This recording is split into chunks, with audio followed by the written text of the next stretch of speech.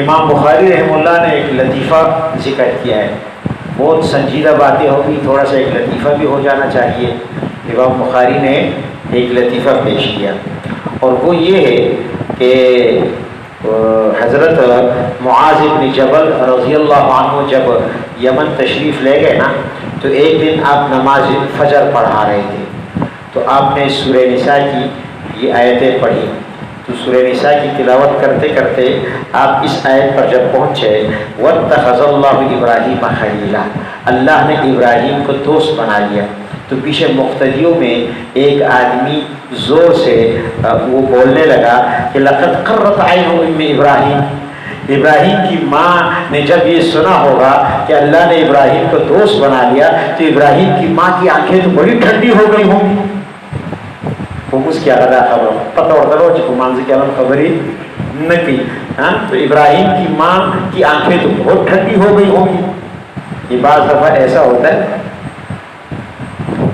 میں ایک دفعہ یہاں وطر کی نماز، تراویح کی نماز پڑھا رہا تھا یہیں پہ، تو پیچھے ایک شاہ محمد نام کے ایک بوڑھے آدمی تھے، تو میں وطر کی تیسری رکعت کے لیے جب اٹھا تو لوگ بیٹھے رہے، ان کو شک ہوا کہ یہ شاید وطر نہیں ہے، حالانکہ وہ وطر کی نماز تھی۔ تو میں تیسری رکعت کے لیے جب اٹھا تو اب سارے لوگ بیٹھے ہوئے، میں اٹھ گیا، تو پیچھے سے شاہ محمد کی آواز آئی، وہ لوگوں سے کہہ رہا ہے اٹھو اٹھو اٹھو وطر کی نماز ہے، اٹھو اٹھو وطر کی نماز، صحیح اٹھو اٹھو وطر کی نماز۔ بات سمجھ گئی؟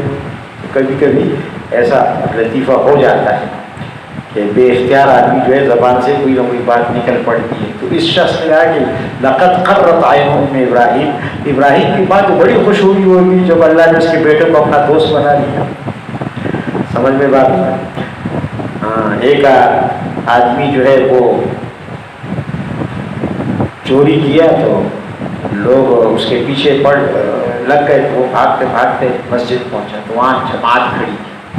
جب جماعت کھڑی تھی تو جلدی سے جا کے پہلی صف میں کھڑا ہو گیا، پہلی صف میں۔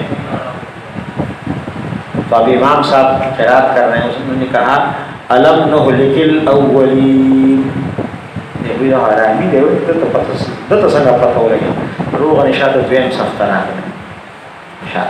ابھی ثم نتبعهم الاخرین، تنتبهون بین روغ نشاط ترا دریم صف ابھی كذلك نفعل بالمجرمین جو سلیخ کی اس پکی